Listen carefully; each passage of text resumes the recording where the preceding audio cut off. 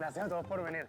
Estamos aquí para celebrar esta unión de amor y compromiso. Ellos son como esa imagen bien definida que veo en el Blu-ray que me gané cuando pasé la tarjeta de crédito del VOD.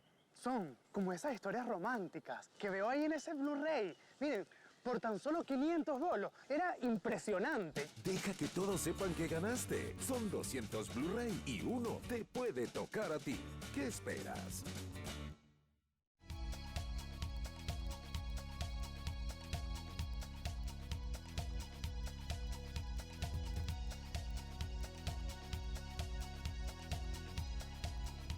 Bienvenidos a su programa Detrás del Dinero.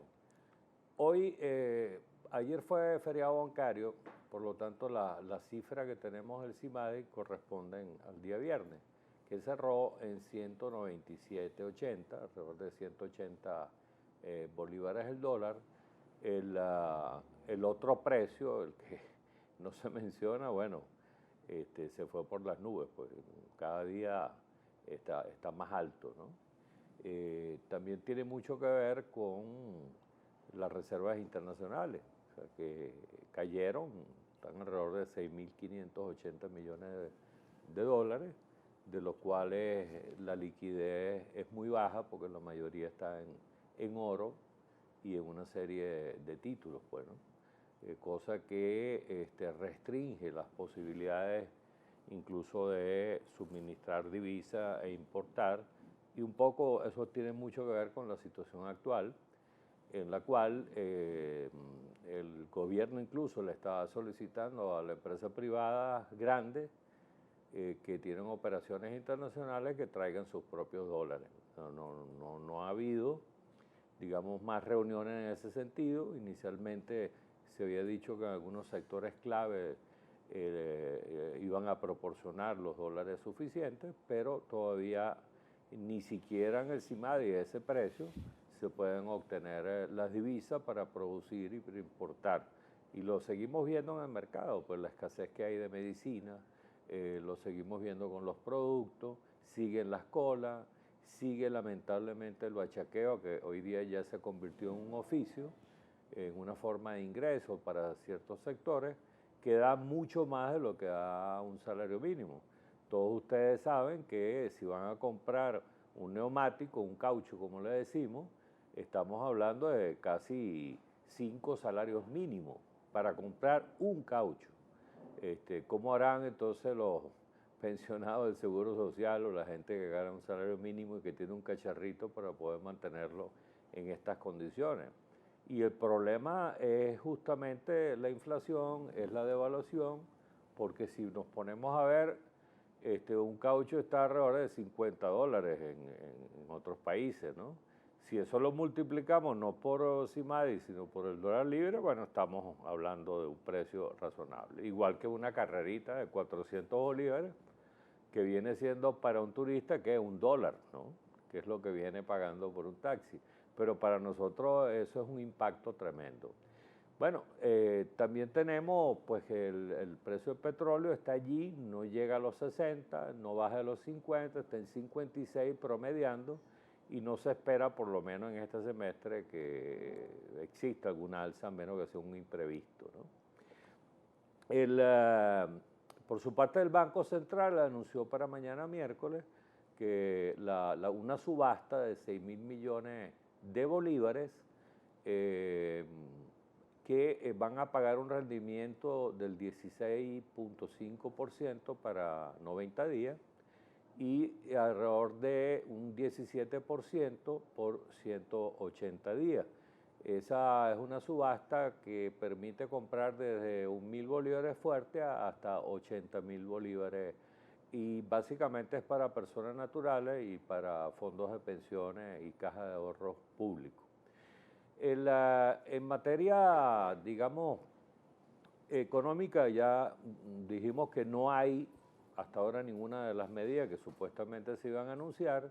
Algunos analistas creen que esto se debe a la cercanía, digamos, el 6 de diciembre, que ya se determinó la fecha de las elecciones parlamentarias. Por lo tanto, el gobierno no ha querido arriesgarse, entre comillas, por una política que permita pues enderezar la situación económica, y se espera que eso no ocurra hasta después de las elecciones. Dentro de todos estos, digamos, inconvenientes y problemas que enfrentamos, hay uno que es muy delicado, porque creo que es uno de los más importantes, que tiene que ver con la vida. Y sin vida, pues no hay nada. Dentro de esta situación, pues dentro de estos costos elevados, que cualquier cosa vale cualquier cantidad de dinero, es cuando uno más tiene que cuidarse, porque para cualquiera es atractivo el hurto o el secuestro o lo que está ocurriendo en términos delictivos. Nosotros tenemos hoy invitado a el doctor Miguel Dao Dao.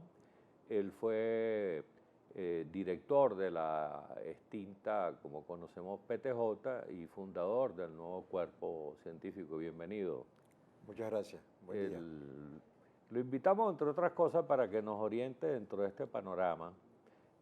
¿Cómo está la situación de seguridad en el país? Especialmente ayer estaban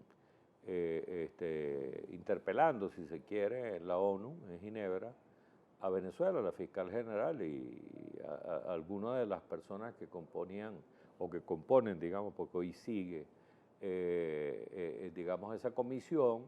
Estaban diciendo cómo Venezuela ha venido creciendo en términos delictivos y en términos de homicidio por cada 100.000 habitantes. Creo que estamos por encima del resto de los países de América Latina, tal vez nos supera Honduras. Sí, en efecto.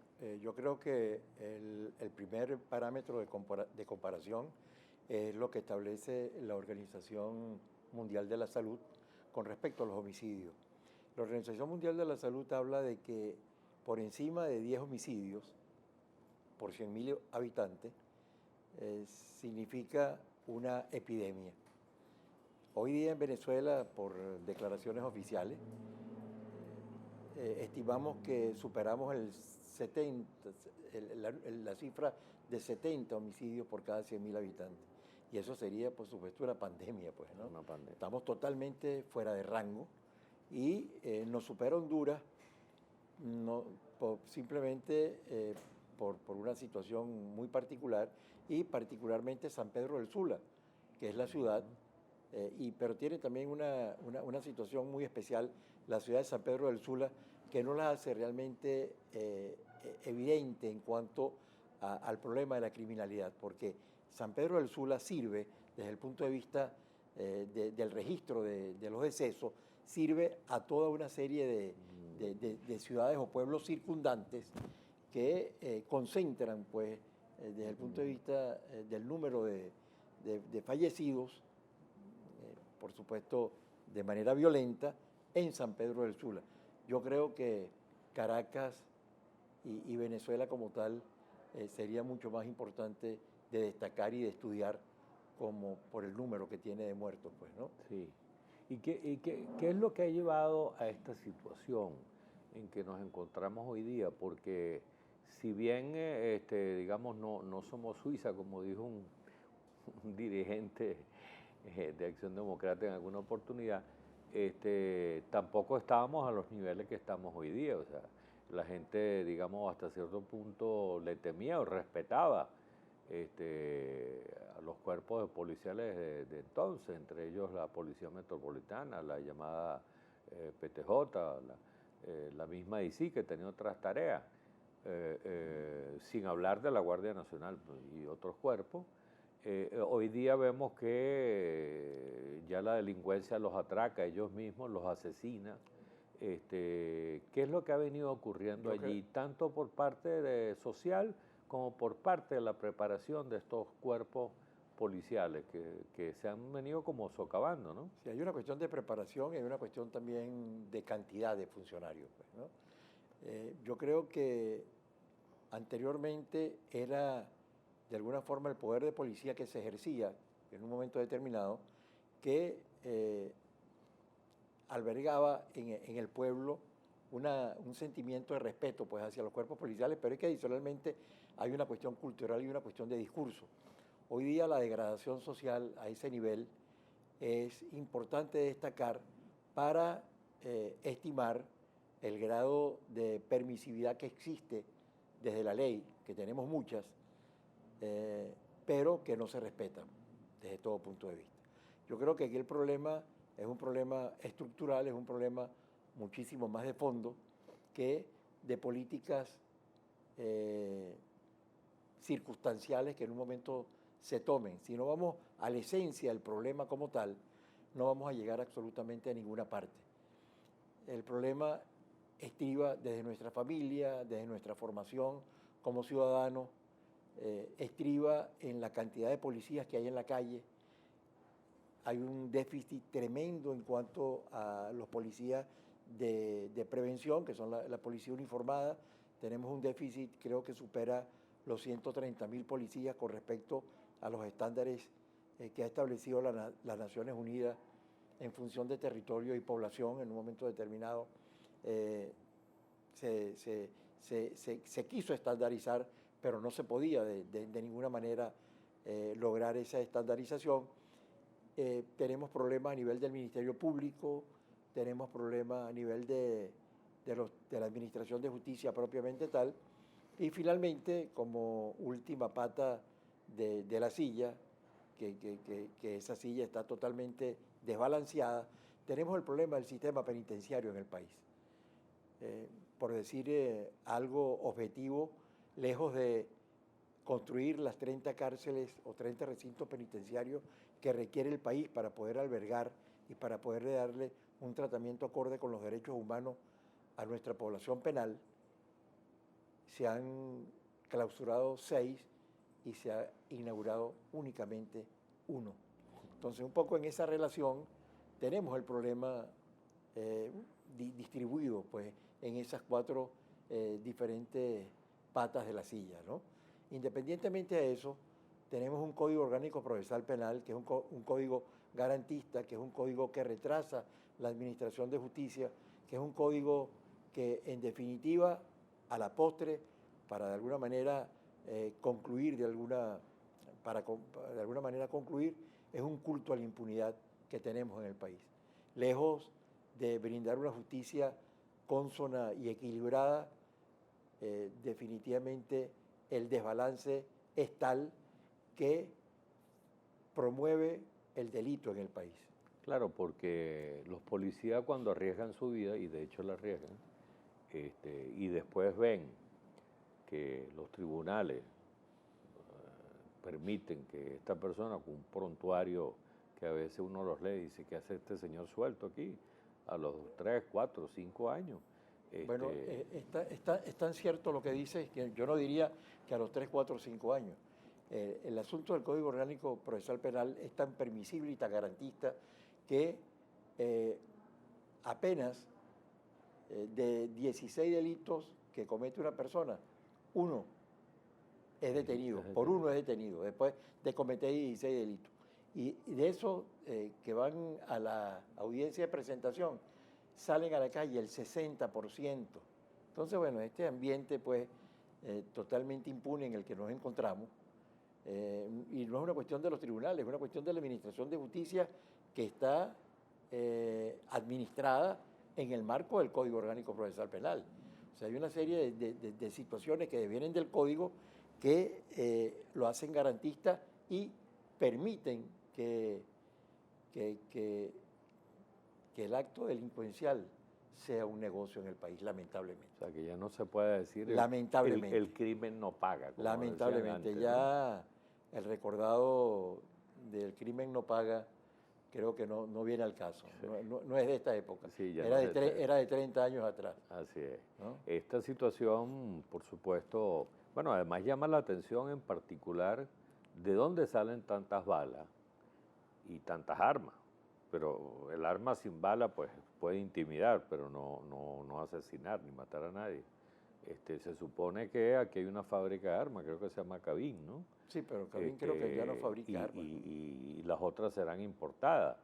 Pero es que es extraño ver que la delincuencia cada día está con armas largas, Kalashnikov y granadas. Mejor dotada, eso es correcto. mejor dotado. ¿Cómo? Sí, bueno, definitivamente, porque hay armas dentro de los penales. Hemos encontrado situaciones, y la hemos visto a través de los medios de comunicación, que hay armas de alto calibre dentro de nuestro recinto penitenciario. ¿Y cómo entran esas armas? ¿Quién cuida los recintos penitenciarios? ¿Cómo una mujer puede esconderse en sus partes íntimas Un arma larga? Un arma larga. O sea, eso no tiene sentido. O sea, tenemos que revisar toda esa serie de situaciones para poder a la postre brindar, creo yo, que en 2 cambios generacionales, si se establece realmente una verdadera política contra el crimen, que podamos cosechar esos frutos. Pero es que ya a esta altura eso ya está conformando un gran negocio, porque estamos hablando de armas, de balas, de delitos, de secuestros. Estamos hablando o sea, ya hay un gran negocio que va a ser muy difícil desmontar. Estamos hablando de una guerra. De una guerra. Estamos hablando de que una guerra le significa a los países desarrollados un negocio. Para ellos es un negocio. Estamos hablando de que para Venezuela esa guerra que diariamente sostienen el AMPA en contra de nuestra sociedad dentro del país, significa un gran negocio. Y por eso este programa se llama Detrás del Dinero, precisamente porque hay negocios lícitos y no lícitos, y estos negocios afectan, digamos, los lícitos. A propósito de eso, hemos trabajado un grupo dinámico que tenemos pues, de estudio con respecto a la situación del país. Hemos trabajado en algo que llamamos el cóctel de la muerte. El cóctel de la muerte tiene que ver con 2 ingredientes que lo conforman: sangre que deviene de la inseguridad y hambre que deviene de la economía, muy a propósito del programa. Por eso tienen una estrecha relación y por eso nos permitimos afirmar de que a mayor hambre, mayor delincuencia. Mayor delincuencia. Y eso pues es una situación que también nos tiene que llamar la atención y sobre todo a los organismos gubernamentales. Por eso es que he llamado a que tienen que establecer definitivamente una emergencia nacional en contra de la delincuencia y a favor de la seguridad del país. Pero muy breve, porque ya estamos por concluir. ¿Qué es lo que pasa? Los que tienen en mano, digamos, la seguridad, la justicia, etcétera, no están suficientemente preparados, no están elaborando un plan de acuerdo a la realidad, o sencillamente no hay sensibilidad al tema. Yo creo que se les fue de las manos. ¿Cómo no puede haber sensibilidad cuando esta es una situación que nos golpea absolutamente a todos, sin distingo de colores, sin distingo de clases, sin distingo de religión, mismo, ¿no? Absolutamente a todos? Sí. ¿Cómo que no puede haber sensibilidad? Lo que no hay es capacidad. Así es. Vemos también que esta situación ha llevado a que sea uno de los motivos, digamos, la inseguridad de la inmigración de miles de personas y de jóvenes, que no solo por la situación económica, digamos, y el futuro, se han ido y se están yendo del país por un problema de inseguridad, ¿no?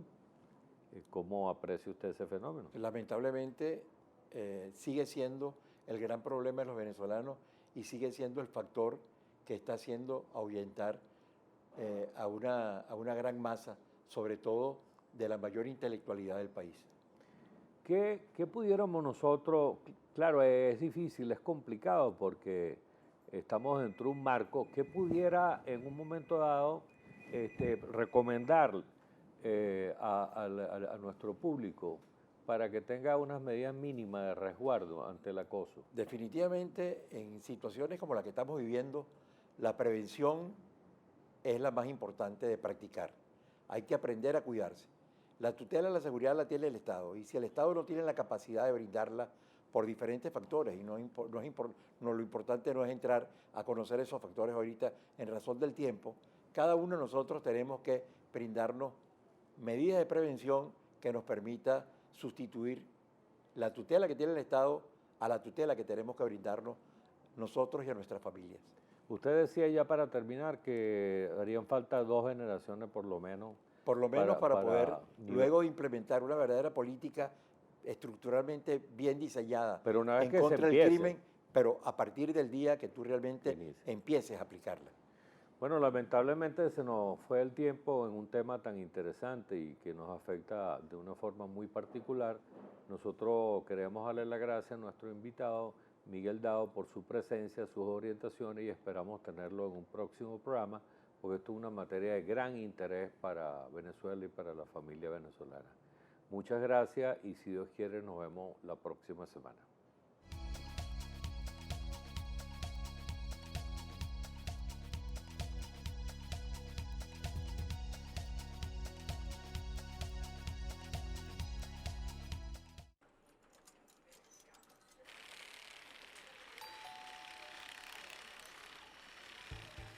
Invierte más para ganar más. Incrementa y mantén el saldo de tu cuenta corriente remunerada BOD y disfruta de un mayor rendimiento para tu dinero. Hagamos negocio.